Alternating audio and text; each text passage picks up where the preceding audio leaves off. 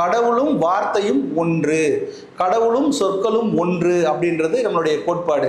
எப்படி கடவுளும் சொற்களும் ஒன்றாக மாற முடியும் அப்படின்னா, ஒரு சொல் ஒரு மனிதனை ஆக்க முடியும், ஒரு சொல் ஒரு மனிதனை காக்க முடியும், ஒரு சொல் ஒரு மனிதனை அழிக்க முடியும். இப்போ நான் உங்ககிட்ட ஒரு ஆறுதலாவோ ஒரு மோட்டிவேஷனலாவோ ஒரு சொல் சொல்கிறேன்னு வச்சுங்களேன். உங்களால் முடியும், உங்களால் முடியலன்னா யாராலையும் உங்களால் கண்டிப்பாக முடியும், நீங்கள் முயற்சி பண்ணுங்க அப்படின்ற ஒரு சொல் ஒரு மனிதனை எந்த அளவுக்கு ஓட வைக்குது.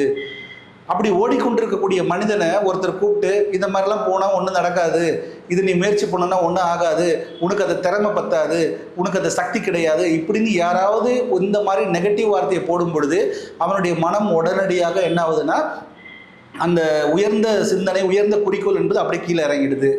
ஏன்னா இவர் சொல்லால தான் சொன்னார். அதே மாதிரி இது நீ பண்ண, இதை நீ பண்ணனா நீ அழிந்து போய் விடுவாய் அப்படின்னு ஒரு வார்த்தை சொல்கிறோன்னு வச்சுக்கோங்க. இதுவும் சொல்லுதான். இந்த சொன்ன உடனே என்ன ஆகும், நம்ம மனம் இப்போ உங்களை பாராட்டின உடனே உங்கள் மனம் அப்படியே ஒரு ஒரு மிகப்பெரிய ஒரு ஆனந்தம், பேரானந்தத்துக்கு போகும்.